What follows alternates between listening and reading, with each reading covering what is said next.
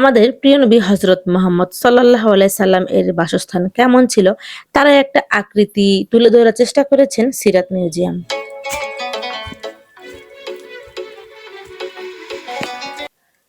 এটা হচ্ছে আমাদের প্রিয় নবী হযরত মুহাম্মদ সাল্লাল্লাহু আলাইহি সাল্লামের শয়নকক্ষ। আর সাথেই রয়েছেন মিনার, যেখানে বসে হযরত মুহাম্মদ সাল্লাল্লাহু আলাইহি সাল্লাম নামাজ পড়াতেন। উপরে দেখছেন পুরাই কিন্তু খেজুর পাতার ছাউনি। যখন বৃষ্টি হইতো তখন কিন্তু এই ছাউনি ভেদ করে ভেতরে বৃষ্টির পানি প্রবেশ করত। এছাড়া কিন্তু পাশেই রয়েছে আমাদের মা ফাতেমা রাদিয়াল্লাহু তাআলা আনহুর শয়নকক্ষ। আর আমাদের প্রিয় নবী হযরত মুহাম্মদ সাল্লাল্লাহু আলাইহি সাল্লামের জীবনযাপন কতটা সাদামাটা স্বাভাবিক ছিল সেটা তুলে ধরার চেষ্টা করেছেন সিরাত মিউজিয়াম। আর এই সিরাত মিউজিয়াম কিন্তু কোথায় সেটা বলে দিচ্ছি, ঢাকার গুলশান শুটিং ক্লাবে। আপনারা যারা দেখতে চাচ্ছেন চলে আসবেন। শুরু হয়েছে 10 রমজান থেকে এবং শেষ হবে 24 রমজানে।